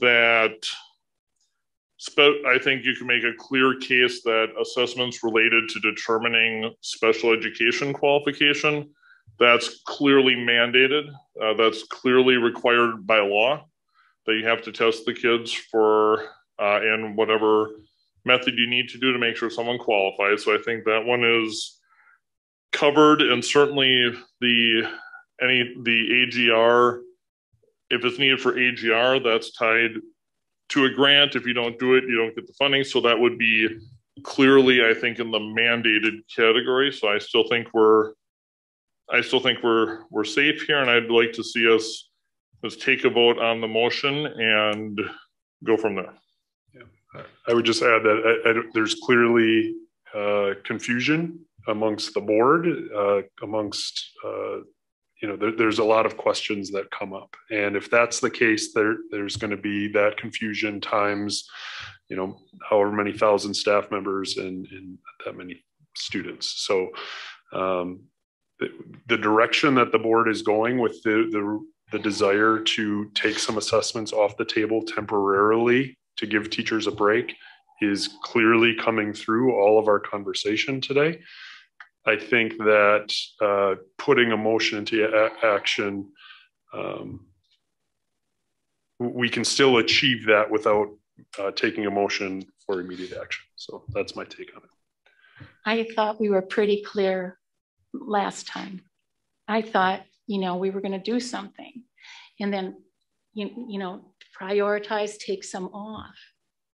And then we're here now and it wasn't. Maybe. I think our conversation here today is very different than our conversation was last time. Well, so, not really.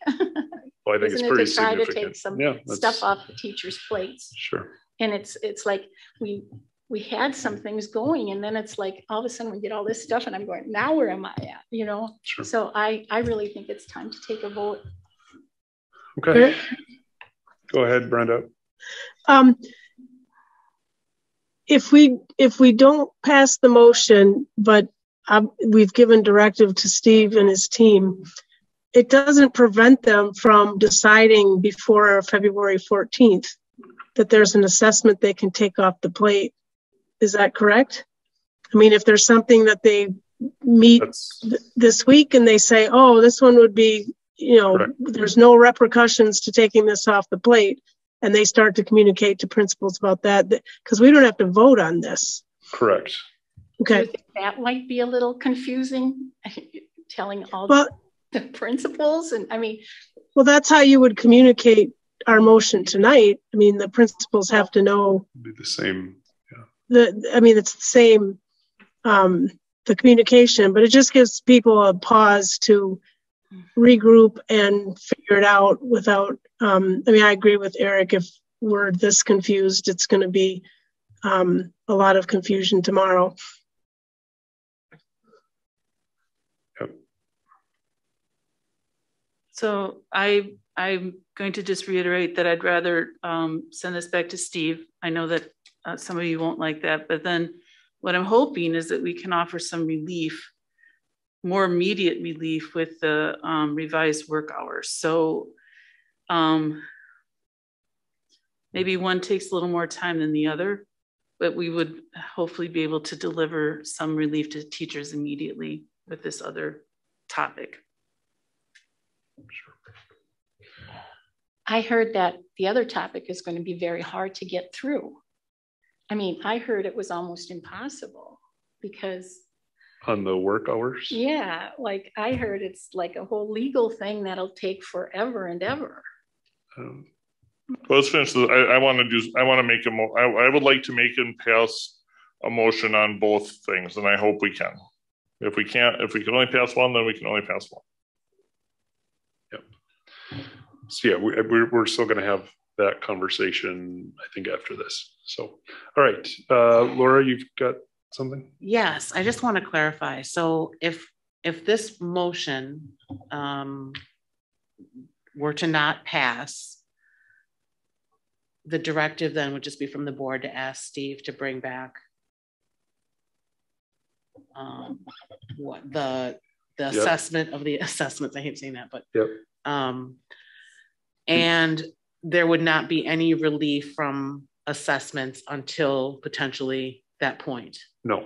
Okay. So if again, hearing what happens, what this conversation is like, I think tomorrow morning that the cabinet, the extended cabinet, are going to get together and start to identify assessments that they can take off of teachers' plates, because that's the comment And if there was an assessment that was supposed to start on Monday, January 31st, that they then determined, hey, this is one that we can stop, they could stop that Monday, January 31st and say, we were going to do that. Now we're not anymore. If there's another assessment that was, going to start in February, they can pause their plans for implementing that if that's what they come back to us with. If they come back to you on the 14th and say, here's all the assessments that we can take off the list, and some of them we've already taken off, the ones in January, and here's a list of things that we were planning on doing that we're not going to plan on doing anymore. And if at the end of the day, the board looks at that and says, nope, that's not good enough, then you could still pass, make this motion here and take broad action across the, but at the end of the day, we don't need to pass a motion if the directive is to take some action on this. So I feel like that provides more clarity and more time to roll out a plan that is very much board directed than to pass a motion that says, that there's something finite on it. So. And what to follow up with that for more clarification, I think we talked about there being assessments that teachers are doing and that different schools may be doing that are not part of this greater list. So in that case,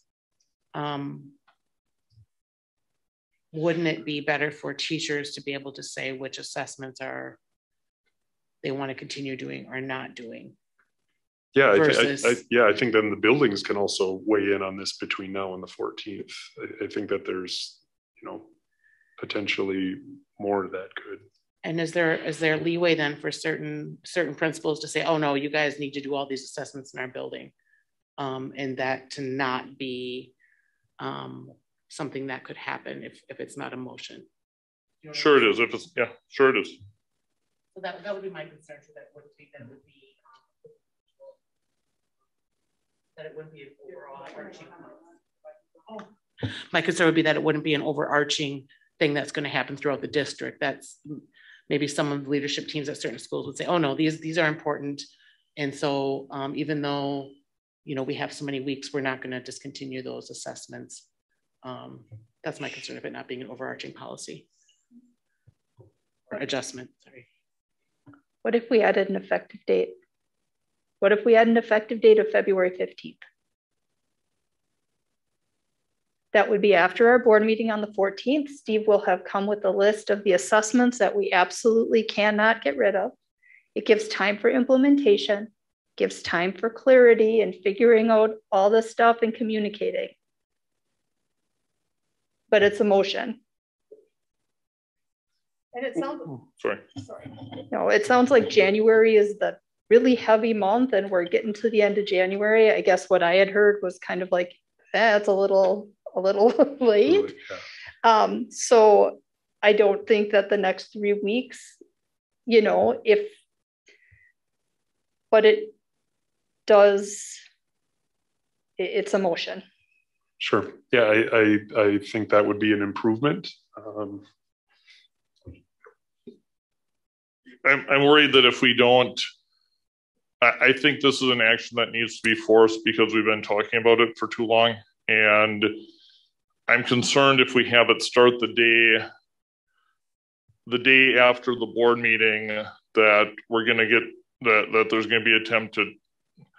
I've had 20 plus years of experience with informal agreements. Let's try this without a motion.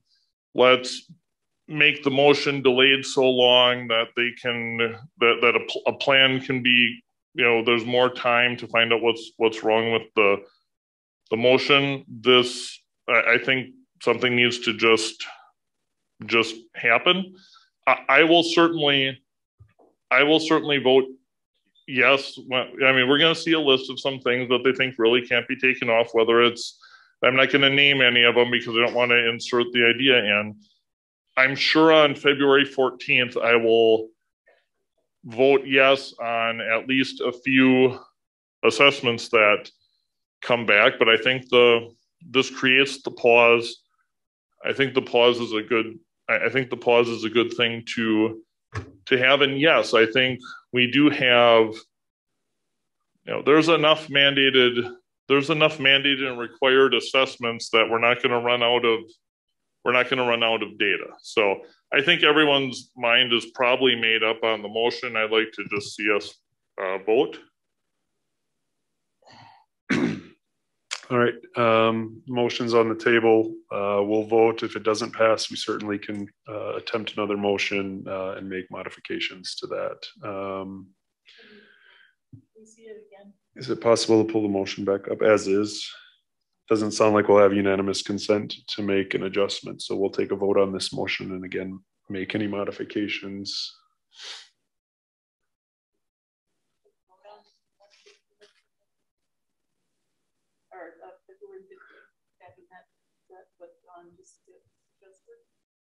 Someone would have to make a motion to modify. There would have to be a second.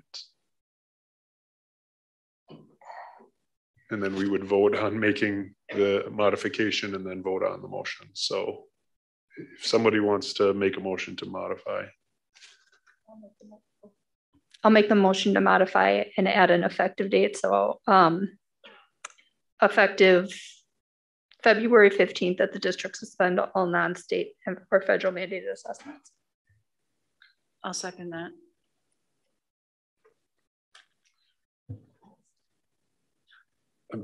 I'll go to you, Andrew. I just want to see Beth. So does that mean they are still suspended as of the 15th, and we would have to look at the list on the 14th, and if we don't affirmatively pass some of them back into existence on the 15th, then they are suspended. So we are creating a default of suspended. Yes. Okay. I think it's and yes, the people who prefer a more hands-off board approach may not like this, but again, I think it's a question that has to be forced. I'd rather people get a pause right now, but if February 15th can make this pass, but I think there needs to be something to force that decision on what's important. So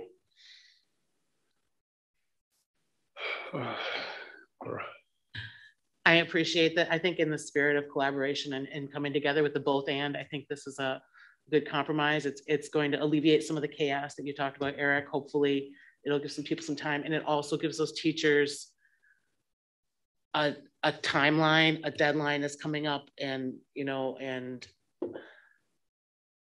I would prefer it would be sooner because we have been pushing this out, but I absolutely think this is a compromise. And as long as that date is out there, I think this is a good way to try to kind of marry in the middle.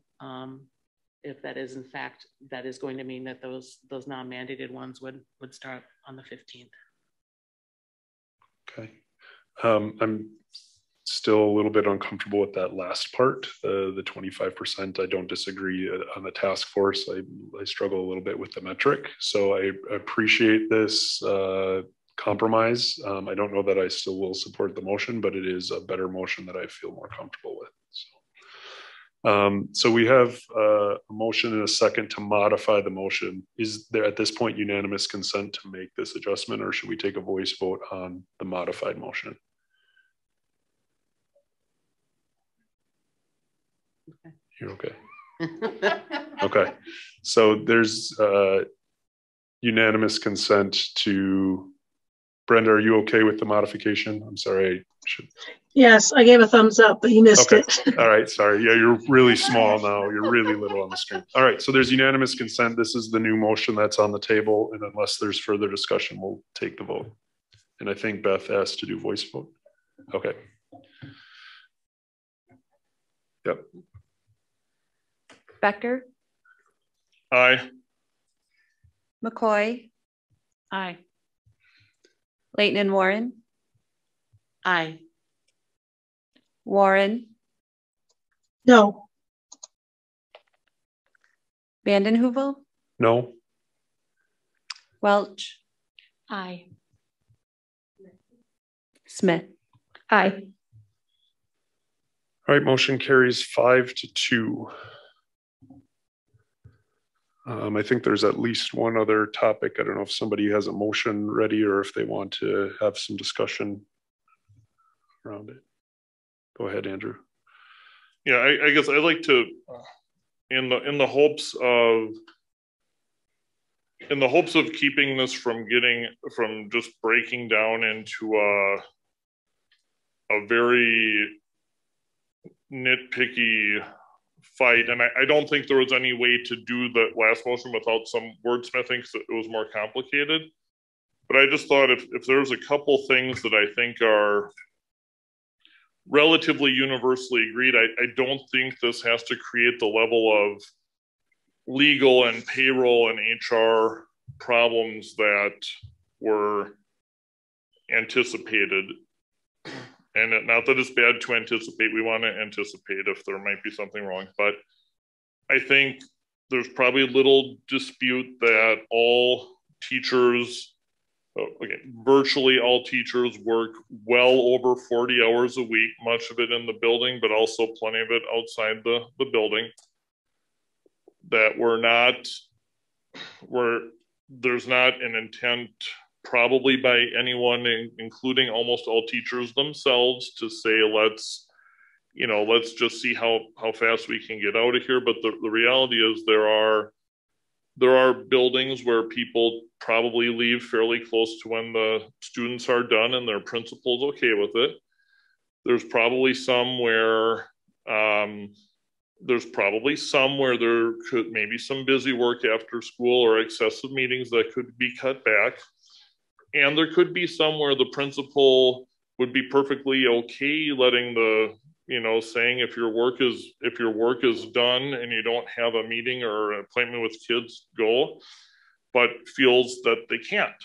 I know I'll pick on a former board member. I had a good discussion with Mr. Dorf once, and I said, I'm just going to say I've heard from some sources that you were kind of a by the rule book principal. And he said, well, yeah, I was surprised because he talked about some flexibility on teacher duties.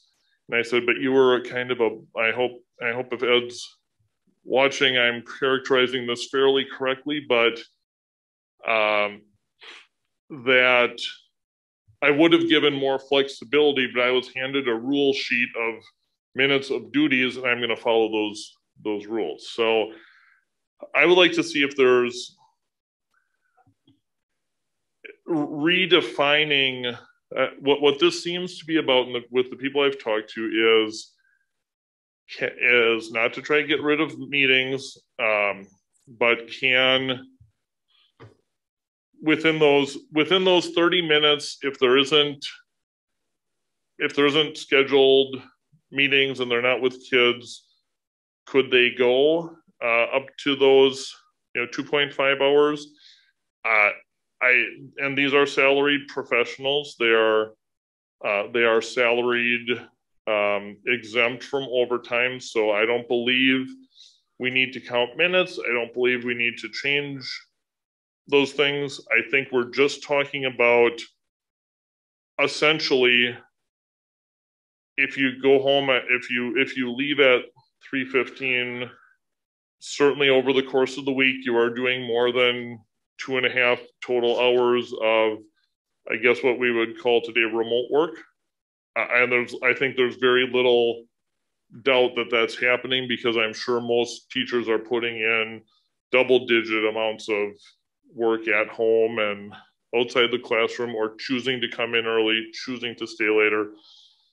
I would like to see the focus there on, having the 37.5 hours would still be there, and essentially creating the fact that we know it's a 40+ hour week, but that 2.5 of them are an option to be remote work. I've had no teachers telling me that there should be no meetings.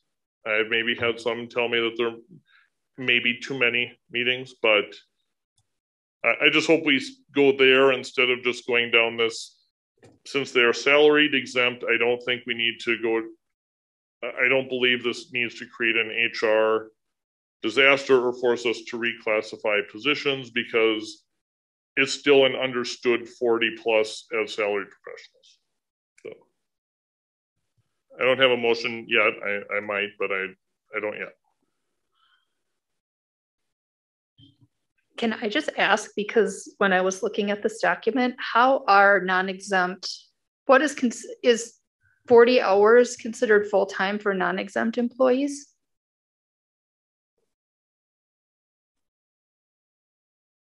Lori Myron, are you here? That's what I was just going to do, is ask Lori to jump in, because we've been looking at this. Sorry. 37 is typically for the non-exempt. So we have a different definition of full-time for exempt and non-exempt employees. Right, well, there's different, yeah. So exempt people, like Andrew said, are expected to work. Exempt really means that you work the hours needed to get the job done. So whether that be 8 hours a day or 12 hours a day, right? That's, you work the hours needed to get the job done. So, and there's no overtime for that. So non-exempt people, though, they get paid for every hour they work. And those hours, there are some that are 40, but the vast majority are 37.5. Okay. And that helps. I guess I agree with Andrew, given our teachers are exempt employees. I don't know that it should be that hard to make this change, given that understanding. We are not saying teachers are going to be doing less work. We are just giving them the flexibility with an extra half hour of their day where that work happens. They're going to be doing the same amount of work. It's just giving them flexibility to do that. Yeah, I don't overall disagree with that. Like I said, I would have loved to see when that 30 minutes got added in to be student time with the kids. Again, I think we have the shortest school day anywhere within Northeastern Wisconsin the last time that I checked. I think that causes a lot of other issues in our district. I think we could do a lot with that. Obviously, that's not something we can take action on. That infects a lot of things. But I would love to see that be a move that the district makes at some point. I think that pausing or giving flexibility on this 30 minutes goes a long way. I think that it's very symbolic. I think that it reflects the work environment that people are in. Again, no one's going to do less work. They're going to have more flexibility. So I'd be supportive of a motion that said that, again, for our salaried employees. I'd love to see what the impact is for the remainder of this year. Obviously, a different board will have to make a decision on continuing something like that. And again, the possibility of increasing the length of our school day, I think, would bring about positive results overall. So.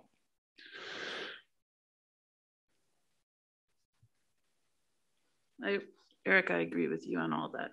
No need to say it all again, but I'm in agreement with you on those issues. Brenda? Yeah, I agree with you too, Eric. But I would like to hear if there's any unintended consequences if a motion like this were to pass that we're not thinking of. I guess a question I would ask is what the expectation would be for those buildings that may have meetings that are beyond 7.5 hours of a day. So is the expectation that they are still there for those meetings because that's part of their job? Or is it that they have the option to be at those meetings if not, because that's still part of their day to be working? So some districts have building hours versus teacher hours. And then the teachers are expected to be there for those building hours. And then anything beyond that is considered, optional kind of. So it's a different mindset about exempt and professional employees, how you want to handle that. Yep. I think I would need to hear what the motion is to consider any ramifications, for example, supervision of students. So if somebody has a motion ready to go, I'd like to respond then. Sure, that makes sense. I have the same question and concerns just from a legal perspective with respect to eligibility for the various different statutory leaves such as FMLA and how we're calculating benefits and employees that are currently out for leave, how that's going to impact in the recalculation of those leaves, and then as well as eligibility for leaves.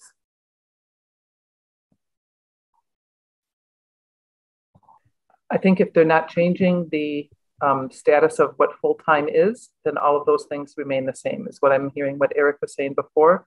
So it's not so much the hours, it's more that the full-time status as an exempt employee it still remains at the expectation of 40 hours of work per week, but that there's a variation in the day.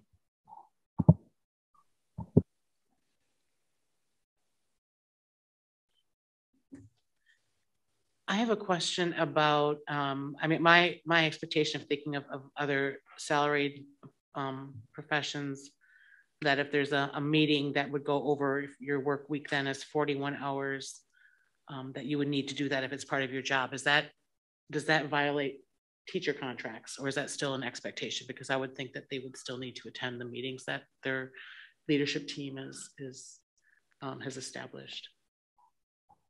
My understanding of the way it operationalized prior to adding that time on was that there was an expectation if there was a school meeting that the staff would attend. I think Andrea probably has a greater history of that. I don't want to put you on the spot, but I feel like that's a discussion we had recently.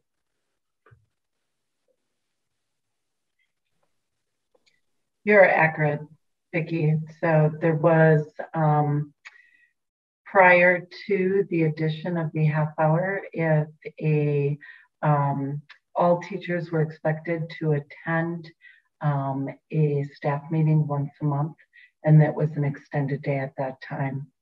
I would, I think it's really critical that people understand that at the elementary level, the collaborative time where teachers get together to support one another, lift their level of learning, really look at kids and identify needs based on the work that they're doing in the classroom with them, that happens before or after school, depending upon if it is a late or early start. We worked with Solution Tree for 3 years to really support professional learning communities. And right now the structure of our day is that once a week, that is when that happens. In addition to that, anyone who is on the building leadership team, that happens at the elementary level during that additional half hour. And then our learning support teams that really support the identification of low progressing students and look at how to support the classroom teacher. That also happens during that time. Thank you, Andrea. And I'm wondering, Claudia, if you're still with us, any potential impact on IEP meetings? Sure, I can speak to this, but Jackie's on here. Jackie's on here as well. And traditionally, we try to have IEP meetings during the day or whenever it's convenient for the families. But if the IEPs were to happen after school, that would give us a shorter window, or before school started, it would give us a shorter window, and staff would be potentially having to stay past their day, probably regularly. And that might affect, so do you guys consider that to be a professional responsibility, or do you all see that to be additional work? Because that would have a funding impact on us. Go ahead, Andrew. Okay, I have a motion, and I'll email this to Beth for ease of copy pasting. I'll read it first. I move that effective February 1st, teachers be granted flexibility to be out of the building for 30 minutes per day outside of scheduled student time, meetings, and scheduled duties.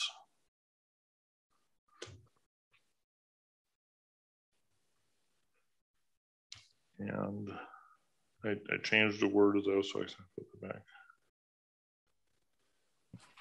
So does that, Andrew, does that mean that includes IEPs in your meeting, in your mind?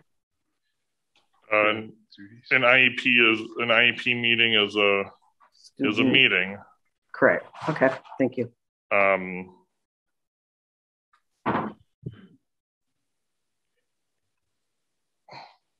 Did I say out of the building or outside the building? I don't know. Did I say outside the building or? I'll just start over the written.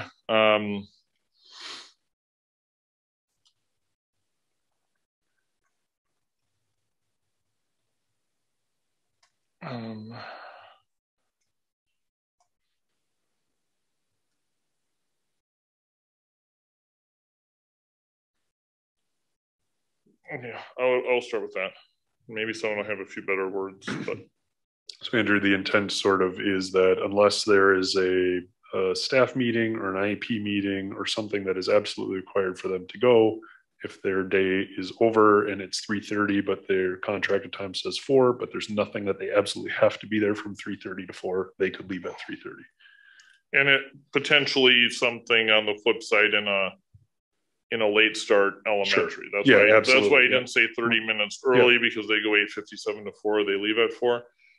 My motion, actually, I should probably wait for a second before I continue talking about my motion though. Yeah. Before you get the second on there, can I just ask a clarifying question? And that is, to whom is this applied?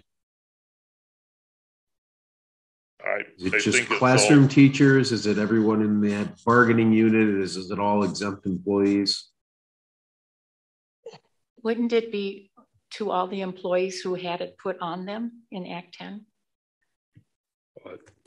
I don't have that motion, so it might be more helpful to just define it in terms of the employees on staff today. So that could be everybody in that particular bargaining unit, or it could be everyone who's classified as an exempt employee. We wouldn't want to add any non-exempt employees in there because they are paid for the time that they work. And so if they were to leave early, then that would be a loss of pay for them. But it could be as broad as all exempt employees, or you could narrow it down to a subset there. I guess if it gets a second, I'll ask for unanimous consent to say exempt teachers. And I think once we say exempt teachers, that's clear enough. I think we might have inadvertently included subs the way I said it. I think subs come in whatever time we say subs come in. So. Oh, true. Okay, I'll change my motion to say exempt teachers prior to it getting a second. Nope, because they're hourly. Oh, sorry, Laura. What about the other, are there other professional staff that we would want to include in this? I'm just curious, like the speech, different people that, I don't know if they're considered teachers or if there's anybody, if we just exempt, if we want to include them in that. Okay. I don't think outside of teachers, I don't think there's many people that have to count their minutes in quite the same way. I mean, people down here who are exempt, who work here, clearly put in well over 40 hours a week, but don't have to count their minutes. So so someone, right. So a PST, and that, which makes sense. They're not with kids, so it's easier for them to do 2 more hours on the computer tomorrow because they had an appointment for a couple hours today. But this makes the minute counting a little less arbitrary for teachers and does not have to change the full-time nature of their job. I'm not unconcerned about some buildings having way more meetings than others, and would be very disappointed if I were to find out that this would be circumvented by meetings being added, but I think it's an important place to start. I also appreciate, Andrew, that you put the February 1st start date to give some time to kind of decipher and get a communication plan out. I think I can support your motion. So I don't know if somebody second it, or do we want to see the motion first?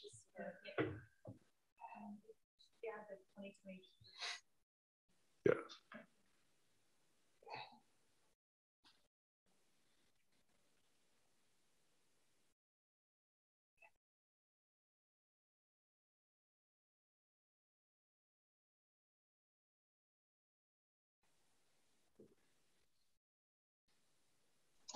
I'll second.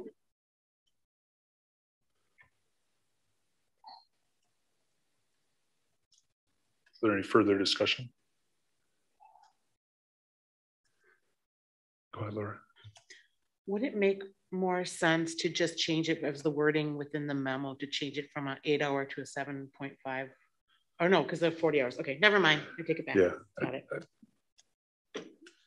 I see what you're thinking. Yeah. All right, any other discussion? I think we're set to vote. Sure. Everyone's okay with a voice vote?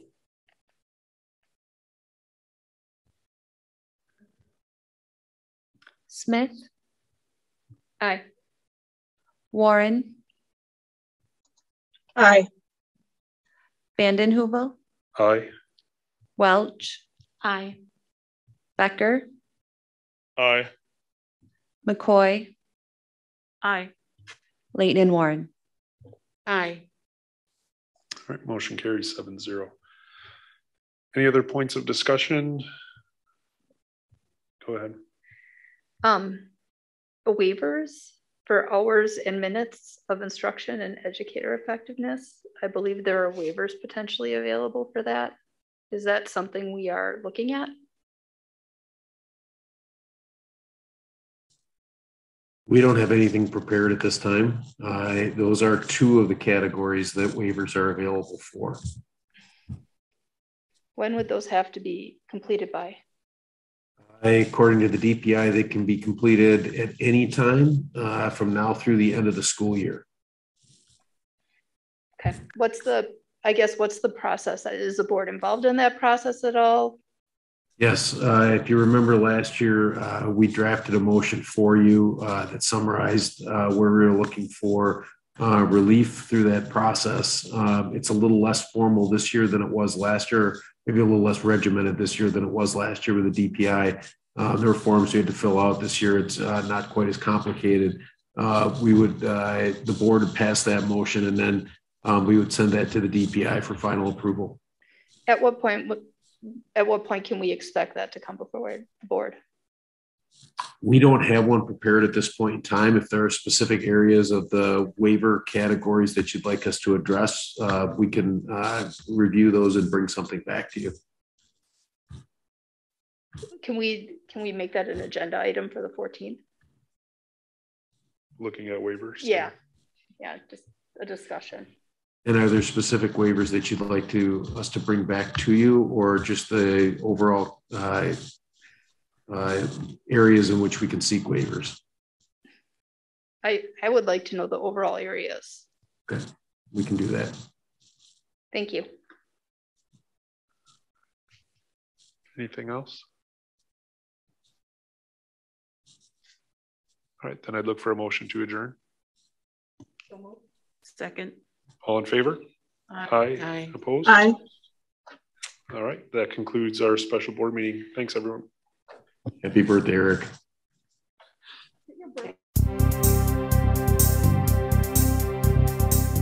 You have been watching the Green Bay Area Public School District's Board of Education meeting.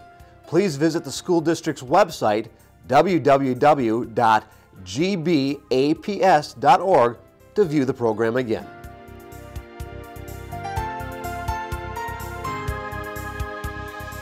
If you cannot fully access the information on this video, please let us know the accessibility issue you are having by calling 448-2025 or by email at communications@gbaps.org. We will try to provide the information to you in an alternative format and/or make the necessary improvements to make the information accessible.